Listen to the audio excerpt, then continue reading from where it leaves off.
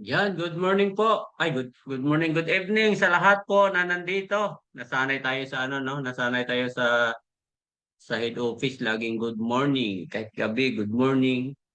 Di ba? So, clear po ba yung boses ko? Paki-type nga 1 million. Yan, 1 million para at least ma-attract mo. Kasi ang negosyo natin, ito ay attraction. Type mo nga 1 million, yun. Yan. Kasi sabi ka sa The Secret, kapag iniisip mo, sinasabi mo, lalo na sinusulat mo, napaka-effective nun mangyayari sa'yo. So sa lahat ng mga nagsulat ng 1 million, sigurado yan, magiging milyonaryo yan, milyonarya. Okay, thank you Prof sa ating host sa nag-intro sa akin. Sa lahat po na nandito, saglit lang po ako mag-talk. Maga, matagal na kasi ako dito sa AGG. Nag-start ako 2011. So ano na ba ngayon? 2011 ako nag-start, 2026 na ngayon, di ba? So, ang tagal ko na. Ang tagal ko na dito. Kasi sa negosyo kasi natin, sa online patagalan to. No, baka mamaya mainip ka kaagad. Kasasali mo lang kahapon, ang gusto mo kaagad yumaman bukas. Wala kasi shortcut. So, ginagawa talaga to. Okay, so,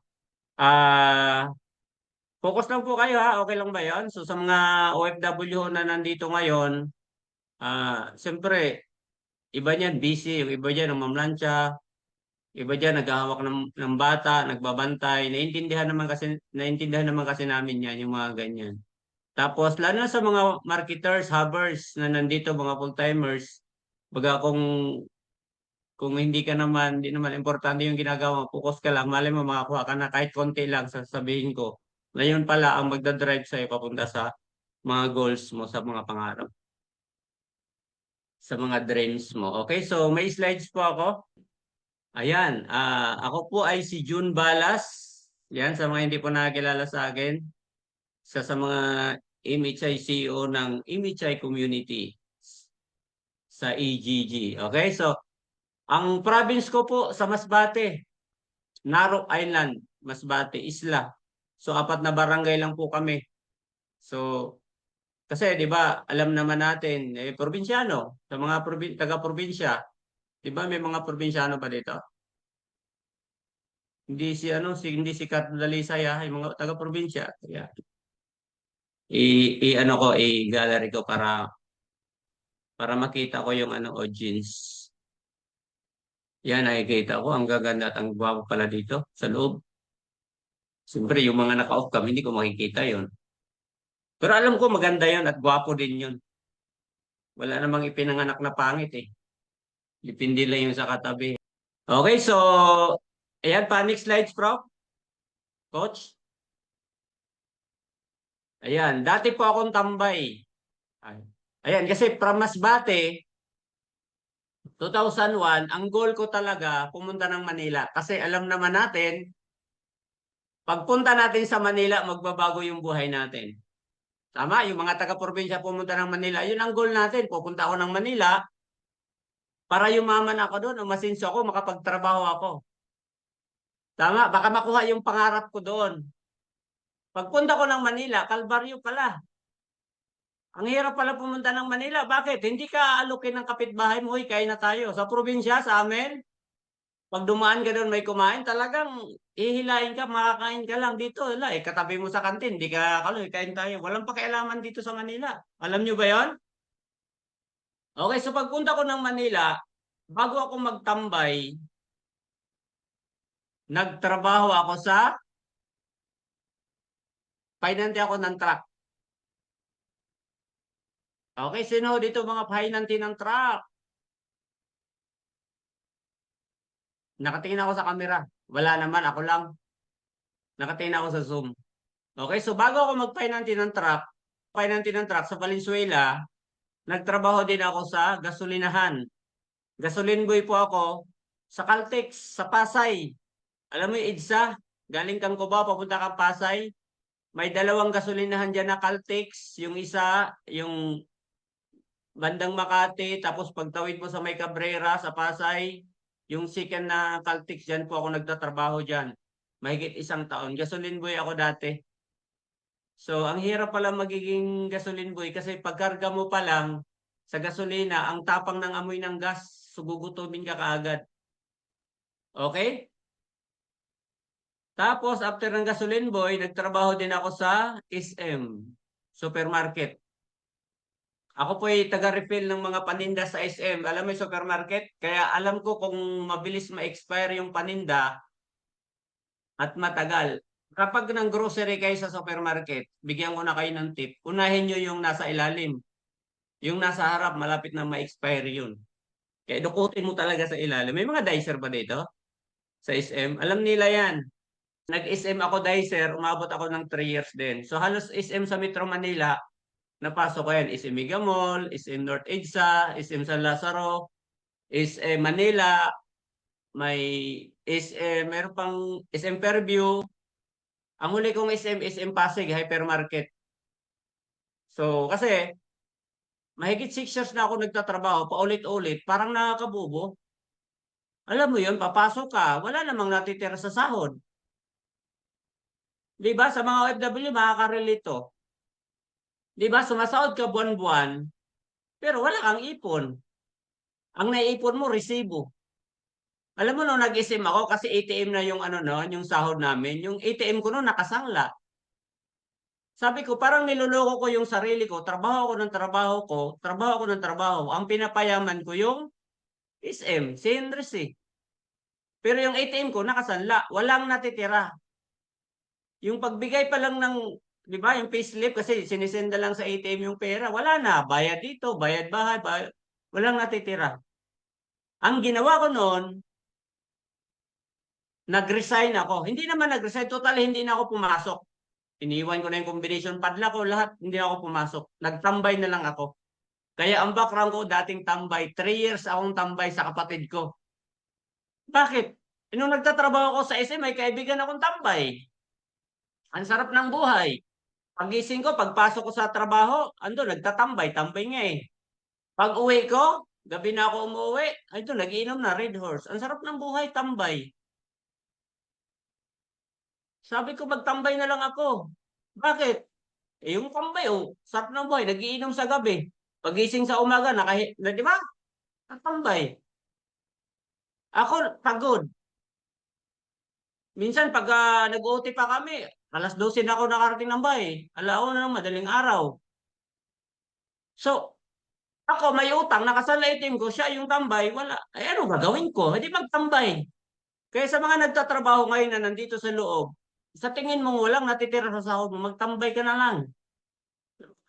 Makakainom ka pa ng Red Horse. Okay, so, yun yung background ko dati bago ko na-invite dito. Ang nag-invite sa akin, ang nag-share sa akin, ang nag-assist sa akin dito, yung ate ko. Yung ate ko naman, si Upline Eileen, si Coach Eileen, nakidnap siya side office. Hindi niya alam, lalaki ang nagkidnap babae, ate. Nakidnap siya doon side office. Hindi kidnap na may ransom ha. Kidnap na pinaatin siya ng, yung napanood nyo, orientation, nabaliw. Wala siyang ibang sinabihan kundi ako kasi tambay ako that time sa bahay niya. Ako naman, hindi ako naniwala kasi bakit pagpasok sa bahay niya, nakarating siya ng bahay, mga alas 2 ng madaling araw. Siyempre, dalawa lang kami. Doon ako nagtambay sa kanya eh. Alam mo, pagbukas ko ng pinto, wala siyang ibang sinasabi sa akin. Sabi niya, bro, Brad, yayaman na tayo. Hmm. Sasabihan ka ng yayaman, maniniwala ka? Hindi. Hindi ka maniniwala. Hindi mo alam yung sinasabi niya eh. Sabi ko, gutom lang yan. Matulog ka. Hindi mo lang yung sinasabi mo, yayaman. Ikaw, high school ka lang. Ako, hindi po ako nakatapos ng high school. Second year high school lang po ako. Para po sa hindi nakakaalam, second year high school lang po ang inabot ko. Pero bakit ako nakapasok sa SM? College level ang kinukuha doon eh. Bumili ako ng diploma sa Recto. Graduate ako sa MC sa Masbate Colleges. Graduate ako dyan. 4 years course. Ang diploma ko, galing Recto. Kaya ako, kasi tatawag pa yun doon sa principal, graduate ba to si June Balas dyan? Hindi naman, titingnan lang naman diploma. Kung anong diploma ng original, lang din. Sa PK, parehas lang. Di puso ako sa ISM. Umabot ako ng 3 years, hindi ako nakatapos. Ang tawag kasi doon, diskarte. Gusto kong kumita eh. Aircon yung SM eh, ang sarap. Hmm, diskarte ka. Okay? So, yun yung background ko bago ako na-involve dito. Sa totoo lang po, sa mga may trabaho ngayon, yung sarili mo, kausapin mo. Sa tingin mo, kung may future ka sa trabaho mo, edi tuloy mo. May future ka pala dyan eh. Kung wala kang future sa trabaho mo, mag-isip-isip ka. Bakit? Paano mo makikita kung anong future mo? Tingnan mo yung nauna sa'yo. Kung mayroon ka dyan kasama, ito sa OFW, no? Mabilis lang to. Tingnan mo lang. Mayroon ka bang kilala na 5 years? Kung 2 years ka pala nag-OFW, may kilala ka bang 5 years? May kilala bang 10 years? Tapos wala pa rin resulta. Yun yung future mo. Kung 5 years ka, tingnan mo yung 10 years na. Nagtatrabaho.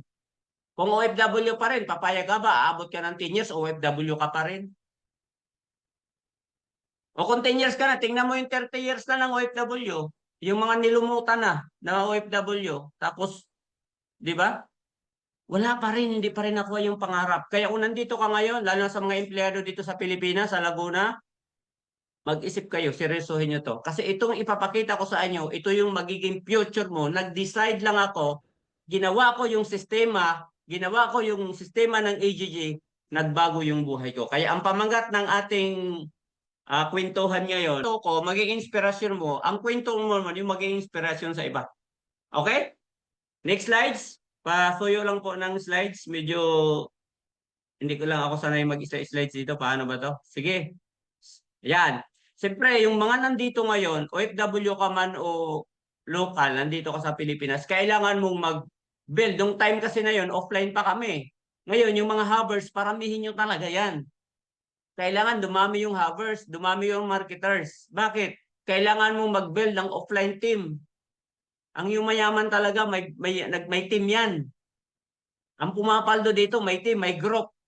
Okay? So next is after nag-offline building, nagpalaki ako ng team. Next slides. Offline pa ang hatawan namin dati. Ayan, online hatawan na naman. Seryoso talaga. Yung tipo, ang gabi ginagawa naming umaga, ang umaga ginagawa naming gabi. Talagang hataw talaga. Walang pahinga. Tama? Next. Yan. Sa sobrang hataw, no? Alam mo, tuwang-tuwa ako sa sarili ko. Kasi bakit? Ang pangarap ko lang dati, motor. Sino nangangarap ng motor? Tapos may angkas na babae sa likod. Sa probinsya, marami yan, habal-habal. Sa amin, habal-habal na. Mga haba, no? Lalagyan pa ng plywood sa likod, oh. Tapos, minsan, sakyan ng 5, 6. Uso yan sa amin, habal-habal. Mga estudyante yung ano mo. Okay, so, nung hinata ko yung negosyo, 2011 ako nag-start. 2014, bumili ako ng first car, Toyota Wigo. Hindi man siya ganun kalaki, hindi man siya ganun kaganda, at least sasakyan. Tama? Pag umulan, hindi ka mabasa. Hindi ka tatabi sa gasolinahan. Tama? Aircon. Inuwi ko po yan sa amin, sa Kawayan, sa Masbate. Ayan, nanay ko katabi ko. Tuwang-tuwa nanay ko. Alam mo, sabi ng nanay ko, sa sobrang tuwa niya, sabi niya, bili-bili ka pa ng kotse. Maliit naman. Sabi ko, at least may kotse. Sinakay ko yung nanay ko. Ikot-ikot kami doon sa Kawayan. Pupuntang Masbate. Tuwang-tuwa siya. Kasi bakit sinabi ko sa kanya dati, sabi ko ma, pupunta ako ng Manila. Hindi ako uuwi ng Masbate na mahirap. Pag-uwi niya, may kotse ako. Kasi sabi, pag may kotse, mayaman na. Tama? Then after niyan, next slides. Ayan. Yung mama ko kasi ayaw maniwala sa akin na mayaman na ako. Pinagawa ko siya ng bahay. Kasi sabi ko ma, papagawang kita ng bahay kasi ako bibili rin ako ng bahay ko. Kasi ang sarap kaya tumira ng sarili mong bahay na yung magulang mo mabahay din. Ang sarap magsabi yung magulang sa'yo, yung anak ko umasinso sa AGG. O ikaw, wala akong bahay eh. Kaya inuna ko muna nanay ko, pinagawa ko muna yung bahay nila bago ako bumili ng bahay. Okay? Sa ano po yan ha? Sa Naro Island po yan. Sa isla. Next, after niyan, siyempre, ako naman ay bumili rin ako ng sarili kong bahay. Ito naman yung bahay ko, ano lang naman to. Kasi sa amin kasi pag may gate yung bahay, may gate ba yan? Sa amin kasi pag may gate ang bahay, mayaman. Ayan. So, apat po yung parking niyan kasi ang goal ko talaga, bumili ng maraming kotse. Apat yung parking niyan, dalawa dito sa harap, dalawa din doon sa loob. Okay lang. At least may sarili kang bahay. Nung nagtrabaho ako, sa beach spacer lang ako nakatira. May mga surot pa yung higaan ko. O dahil sa AGG, may sarili akong bahay. Pwede na ba yan? Oo naman, pwede na yan. O, next slides. O, bukod dyan, ayan, ito, next year na to ito turnover na to sa amin. Bumili rin ako sa likod namin sa Somerset Subdivision, dito rin sa Kabuyaw. Sa likod lang ng subdivision namin, bumili rin ako ng dalawang bahay dyan. Okay? So, pinasyalan ko nung nakaraang araw. Pwede na yan. Oh, dahil sa pagpupuyat, magpapagod, di ba? May sariling bahay. May bahay na ako ng mga investment lang. Investment lang ba? Kasi pag sobra-sobra yung pera mo, lang, itatapon mo. Di ba? So, kailangan may ibili mo ng mga investment. Bili mo siya. Kasi ang pera kasi pag iniipon mo yan, bumababa yung value. Ang inflation rate kasi tumataas. Okay, next slides. So, bumili rin ako ng sikat car, yung Ford Explorer naman. Ang may-ari nito, artista. Sa Del or No Del, yung kung may mga kasigidad ko dito, yung 26K sa Del or No Del, Quakers Aquino dati, may-ari ng artista, si Chloe. Chloe, buksan mo na yung may briefcase. Parang si ano na ngayon si Luis Manzano. Okay, so ito po yung Ford Explorer, mga sasakyan ng mga politiko yan, mga gobernador, mayor, congressman. Kasi bakit? Ang lakas po niyan lumaklak ng gasolina. Oh, start mo pa lang yan, wala, galon-galon ang tunog. Galon, galon, galon. Okay, so next slides. Bukod dyan, bumili rin ako ng pangatlong sasakyan. Yung sports car naman, yung Subaru BRZ. Pangarap ko po yan, nasa dream board ko po yan. Yan yung pangarap kong sports car. So, nakakatuwa niyan, di ba? Sino ba naman ako dati magkaroon ng sports car? Isang hamak na gasoline boy, painanti ng truck, di ba? Merchandiser sa SM, tambay. Di ba? Kasi wala na, hopeless na ako dati. Di ba? Nagkaroon ng sports car. Next slides.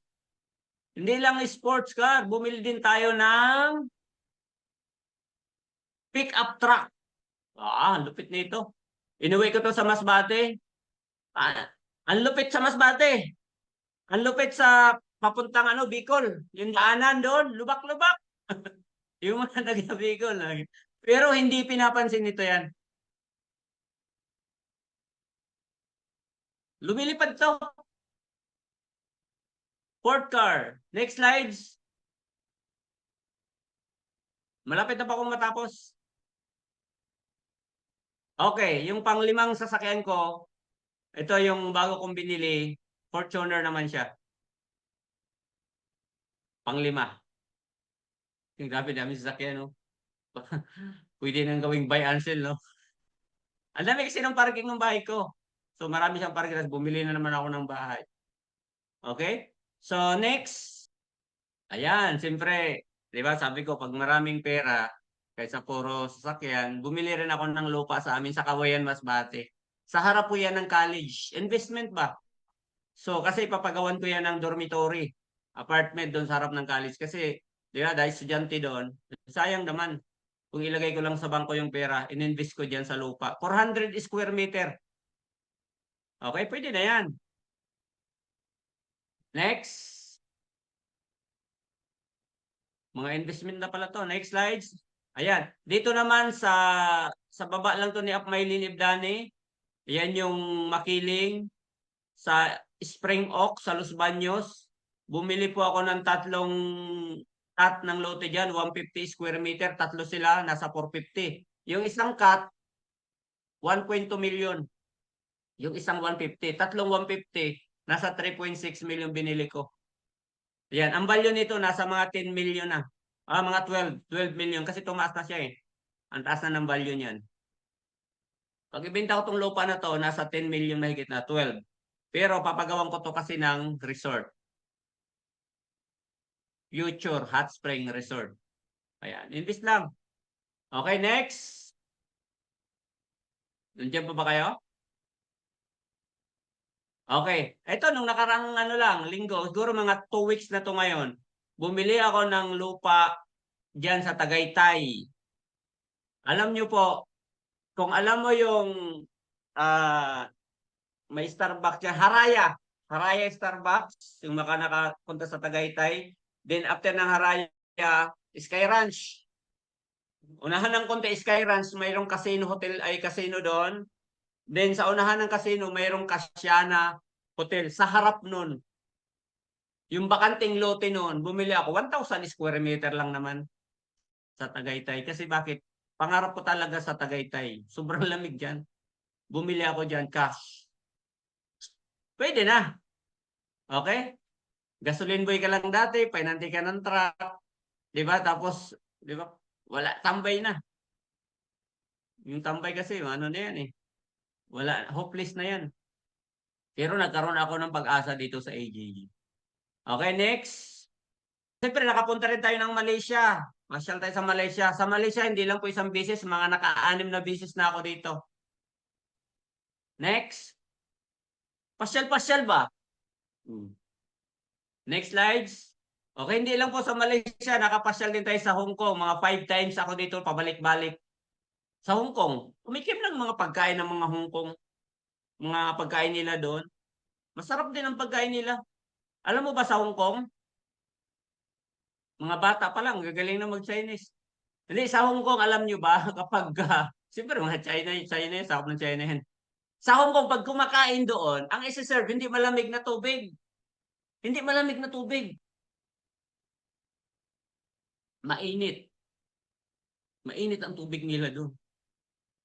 Next slide. Sinasabi ko lang. Next slides. Mayroon pa yan, Prof. Coach, mayroon pa yan. Okay, Taiwan. Nakapunta rin tayo ng Taiwan. Ang daming Taiwanese dito sa Taiwan. Pasyal-pasyal lang. Next.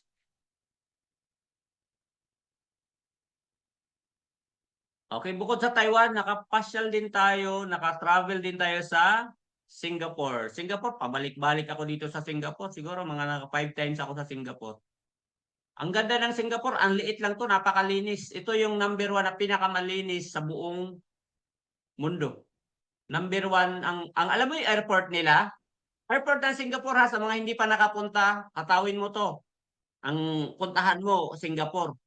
Magtataka, airport pa lang, para kang nasa loob na pinakamayaman na bahay. Kasi lahat ng upuan doon, puro sala seat.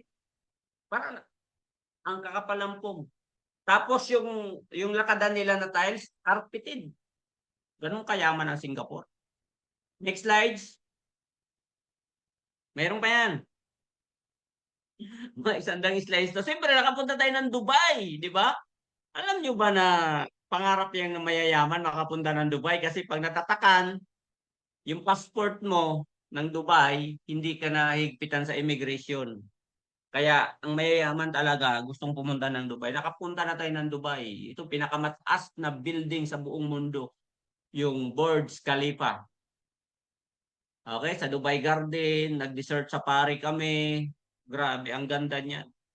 Nag-ano kami dito, swimming kami dito, dito sa Burj Al Arab Hotel.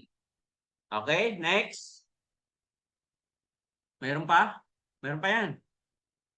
Okay, punta rin tayo ng Macau. Ang ganda ng Macau dyan. Mayroon isang building dyan na puro gold. Ewan ko, gold ba yun o tiles yan ng gold? Sobrang ganda talaga. Ma-amaze ka talaga. Kalaki ng psychological wealth. Pasyal kayo sa ibang bansa. Pasyal kayo doon, hindi magtrabaho. Gumala, tumikim ng pagkain na. Pasyal ako doon, magtrabaho. Wala ka, nandoon sa loob ka lang ng bahay. Tapos, punta ka sa disyerto. Yung mga OFW, mga OFW, mga leader ko doon sila disyerto eh. May mga camel, picture-picture sa akin. Yun lang, ang bahay, tsaka ano lang, disyerto lang pinupuntahan mo. Tawin mo to para mapasyalan mo iba't ibang bansa. Okay? Yung mga Bisaya ba dito? Dagag Bisaya? Gamay lang? Mga English ang iba? Okay, next. Next slides. Okay, nakapunta din siyempre. Nakapunta tayo ng Maldives. Isa sa pinaka number 1 tourist spot sa buong mundo. Maldives. Artista mga pinupunta doon. Artista na mayayaman ha. Kasi marami ring artista mahihirap eh. Artista na mayayaman. Yan pinapasyalan nila to. Maldives. Grabe. Ang ganda dyan sa Maldives. Pinakamalupit yan. Mas matindi yan sa Boracay. Alam mo ba yung Maldives, 25 years lang yan siya. Magugunaw yan sa Pilipinas, sa buong mundo. Kumbaga, mawala siya sa mapa. Wala naman talaga sa mapa siya. Lulubog. Lulubog yan, mawala yan. Kaya pangarapin mo talaga pumunta dyan. Itudo mo to. Pagdating ng 24 years, ang Maldives, 2000, di ba? 24 years ng December, 31 punta ka tawid ng taon, nagunaw na. Hindi totoo, ano nyo, nakalagay yan sa ano, hindi nakalagay talaga yan siya. Totoo yun. Hanggang 25 years na yan, magugunaw yung Maldives. Mawala siya sa, matatabunan siya. Okay, next slides. Mayroon pa yan. Okay, South Korea, Jeju Island. Nakapunta rin. Ang daming Koreana dyan. Okay, ito, 4 to. Pagpa-picture sa akin, 4 na Koreana. Ang ganda dyan sa Korea, puro flowers. Mga girl alert ha, pasyal kayo sa Korea. Mga lalaki, mababading dyan kasi puro flowers yung pasyalan dyan. Next. Meron pa yan. Grabe to, ang kwento mo. Ang dami ng kwento ko. Kwento mo. O yan. Ilang bansa tayo? Malaysia, Hong Kong, Korea, Macau, Taiwan, Dubai, Maldives, Singapore. So nakawalong bansa. Pwede na yan. Hindi ko na sinama ang Pilipinas. Papunta lang ako ng Davao, Baguio, pabalik-balik, Ilocos, Bohol. Cebu lang hindi ko napuntahan. Cebu, hindi pa ako nakapunta ng Cebu. Bohol, ah, wala, normal na lang dito. Kaya man yan ang mga empleyado. Hindi ko na sinama yung mga dito. Mga ibang bansa, gulyo talagang pumunta doon. Tikman mo yung pagkain nila doon. Alam mo, ang layo talaga ng Pilipinas sa ibang bansa. Pagbaba mo ng galing ka ibang bansa, pagbaba mo ng eroplano, alam mo Pilipinas eh. Paglabas pa lang ng airport, traffic na eh. Doon walang traffic doon. Oo, kaya mayaman sila walang traffic doon. Hindi ako na traffic doon sa ibang bansa. Grabe, ang ganda. Parang sinadya talaga pagkagawa. Ang lalapad ng kalsada, ang gaganda ng lugar. Parang yung mga bahay, parang pasil, parang sa atin, wala eh. Kaya mukat yung bahay dito. Punta ka sa squatter area. Punta ka doon sa may release ng train. Yung bahay mo tumatalon habang dumaan ang train. Doon, wala ka makikita sa ibang bansa. Pasyal kayo doon. Hatawin nyo to. Hindi mo naman mapupuntahan yun doon pag hindi mo to hatawin. Kasi may mga libreng pa-trip yung EGG. Pag wala, punta ka na doon. Grupo mo, dali mo, isama mo na. Kailangan mo lang talagang humataw. Okay, next slides. Okay, siyempre, lifestyle natin, golf. May lifestyle. Pwede na ba yan? Dati siyatong lang naman yung nilalaro ko. Alam mo siyato? Sa Tagalog, siyatong sa amin yun eh. Tapos, nakakatawa yung laro na yun eh. Minsan, pag ano, natatamaan ka sa noo. Pero ito, ang ganda nito. Golf. Pangmayaman talaga. Next. Yate. Actually, sa Maldives, nagyate din kami doon. Sa Boracay. Wala, normal na lang yate-yate. Normal na lang yan. Sa amin, kasabagay sa amin, sa baroto lang sinasakyan doon sa amin. Alam nila yan. Bangka, mamasol ka, mamingwit ng isda. Dito sa AGG, normal yung yate. Kaya kailangan mo talaga magpursige. Kailangan mong humataw. Next. O, siyempre, nag-ingkas din tayo dito ng 500,000, ng 1.2 million. Try lang. Pandemic time pa to. Next. Okay. Nag-try din ito ng pag-check ng 200,000 mahigit, saka 444,000. Siyempre, ang accumulation natin, Ang total accumulation umabot na rin ng 28 million pesos sa AGG. Pwede na yan. No? Pwede na yan. Binili ko na yan ng mga investment. Hindi kasi ako nag-iipon ng pera. Pagka nagkaipon ng konti, bili ka agad ng mga lupa. Okay? Kasi ang lupa, tumataas yan. Next. Oh, 'di ba bumili ako ng lupa sa Spring Oaks sa Los Baños. Ito yung ipapagawa ko. Ito yung next project ko. Paggawa ko ng Hot Spring Resort sa Los Baños. Pwede na ba yan? Pwede yan. Next. Okay, mangarap ka lang kasi nakalimang sasakyan, nakawalong. Kailangan kasi natin may ambisyon tayo eh. Minsan kasi nakikinig tayo din sa magulang, anak, huwag ka nang mangarap ng mataas. Huwag ka nang mag-ambisyon kasi bakit? Hampas lupa ako, hampas lupa lolo mo, lahat tayo hampas lupa. Huwag ka nang mangarap. Di ba? Hindi mo na kaya yan. May mga ganun pa eh. Hindi mo kaya yan. Hindi nga kaya nila eh.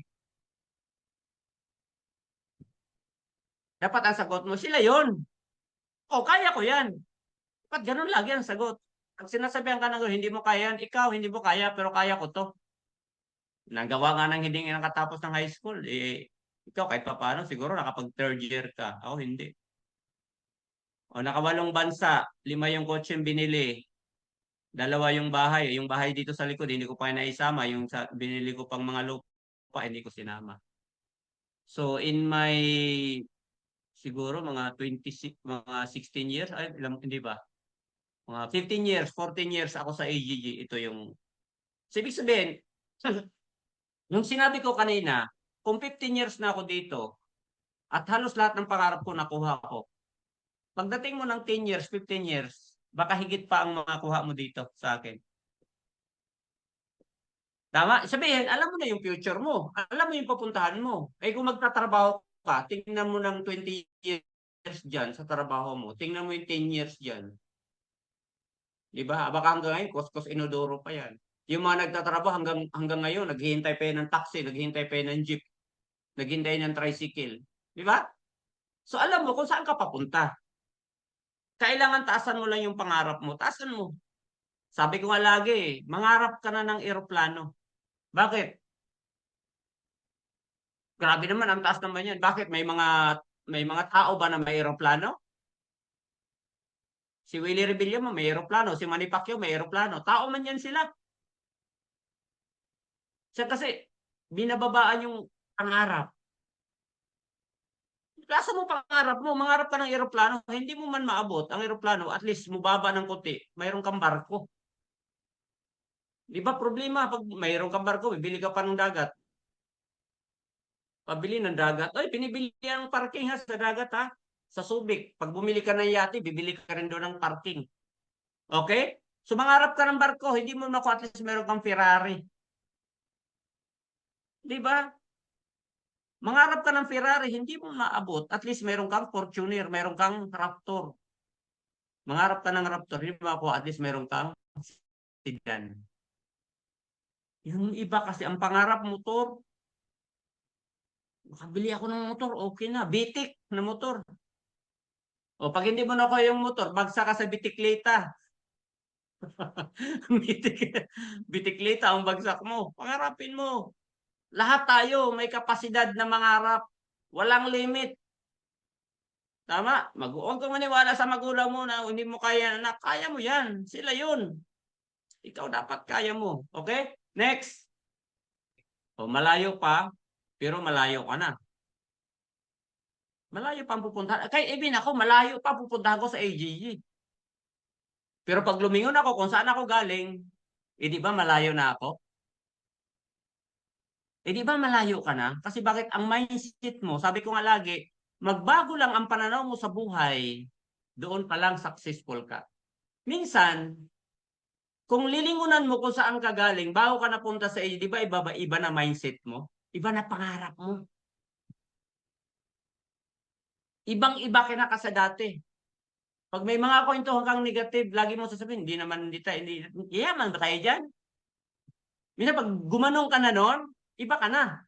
Iba na pananaw mo sa buhay. Pag may negative kang nakakausap sa hub, yaman ba tayo dyan? kwentuhan na yan? Hindi. Kasi ang pinag-uusapan, puro pangarap, puro ambisyon, puro goals. Tama? Next. Okay, thank you. Okay, tapos na po ako. Pero gusto niyo ba ng tip? Okay. Protect your integrity. Pag sinabi mo sa inassist mo, sa leader mo sa baba, o sa in-invite mo dito, nayayaman tayo, whatever it takes, gawin mo yung lahat para yumaman yan. Pinangakuan mo yan eh. Yayaman tayo, tapos iiwan mo. Nakapag 7 heads na, iniwan mo na. Nakapag-join na, iniwan mo na.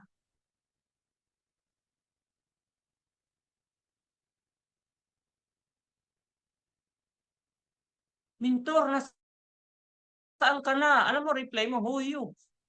Bakit 7 heads na? Sinayaan mo. Huwag mong hayaan. Bakit?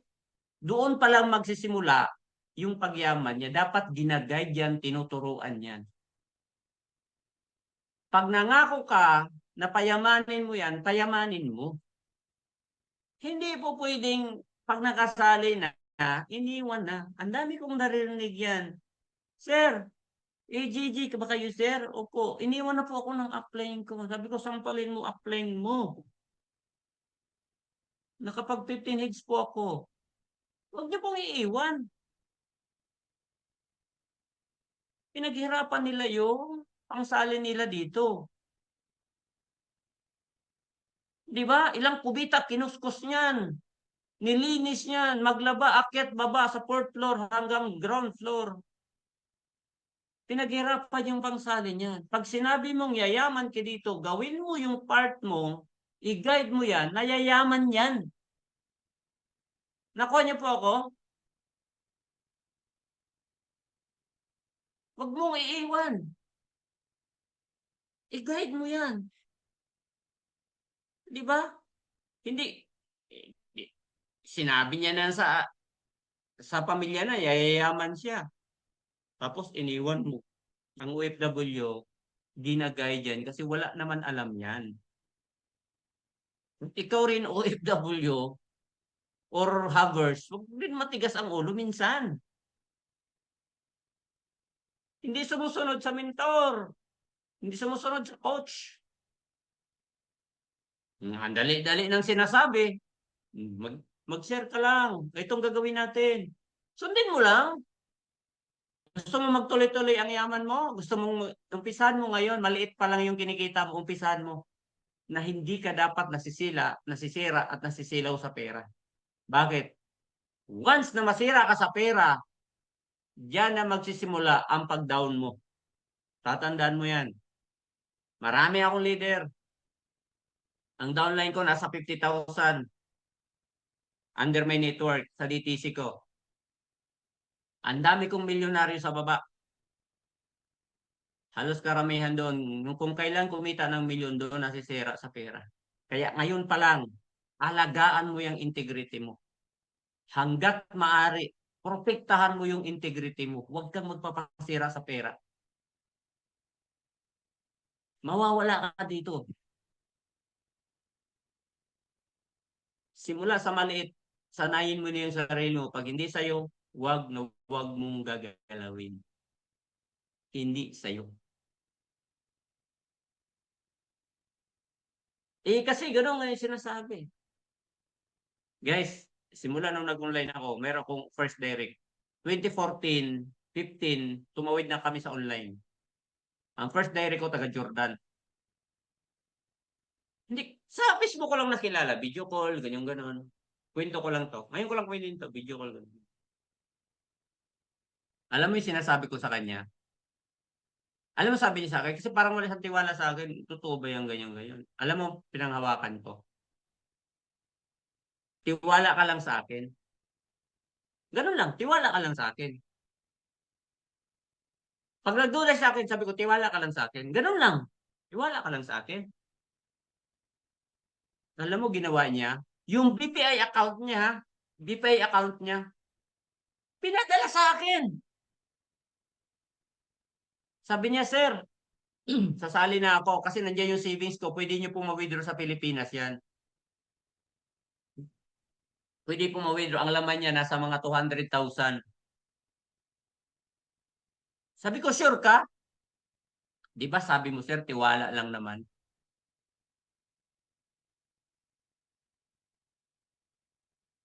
Pinadala niya sa akin. Sinibin account ko siya. Tapos sabi niya, sir, yung mama ko, yung mama niya, tsaka yung papa niya, three accounts. Three accounts, left and right niya. Tapos yung kapatid niyang lalaki at saka babae, puro three accounts. Ngayon, sabi ko, anong gagawin ko sa sobra dito? Sabi niya, sir, mag-Jollibee kayo, imit mo yung family ko, gano'n, gano'n. Sabi ko, hindi na po. Ako na manglilibre sa kanila. Paano po yung yung ATM? Sabi, sir, hawakan mo lang yan. Sabi ko, hindi, ibibigay ko to sa magulang mo. Binigay ko sa kapatid niyang lalaki. Picture kami, andito na po lahat. Ang kinuha ko lang, yung package lang na binili niya. Pampagawa ng ATM niya.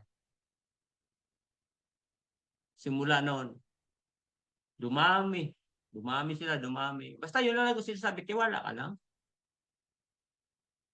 Ang laman ng, ang laman tira niya yata, nasa mga 50 plus pa. Kasi ang 7980 lang naman dati yung isang package eh. 2014, 15. Dire-diretso na. Lumaki, lumawak yung network ko. Iba-ibang lugar na. Simula lang doon sa kanya. Kaya panghawakan mo yung integridad, integrity, yun ang pinaka panghahawakan mo. Na kahit magkano, wag kang gumalaw diyan. Okay? Kung nagawa mo man yan ngayon, babaguhin mo yan. Hindi kasi natin iwasan, makaano tayo ng piso. Mentor, akin na yung pang-UC ko lang. Yung mga ball mga havers. May nagaganyan sa akin eh. Mentor, UC. Diyos ko, paano kaya yaman? Sinusunog mo yung pera mo eh. Okay? Naka niyo po, ingatan niyo yung pangalan niyo. Isa lang po yung thumb mark natin. Sa daming tao sa buong mundo, hindi po tayo magkaparehan ng thumb mark. Iba-iba yung thumb mark natin. Huwag mong dungisan yung pangalan mo. Kasi bakit? Alam mo yung isang whiteboard? Lagyan mo lang ng isang tuldok yan. Yung whiteboard na yung kabutihan mo. Tuldokan mo lang ng maliit yan. Pag nadungisan yung pangalan mo kay isang tuldok lang, masisira yung pangalan. Kakalat yan. Niwala ka sa akin. So, protect your integrity. Pinakamahalaga sa lahat. Okay, so, post na po ako. I hope meron kayong natutunan. Thank you. Thank you sa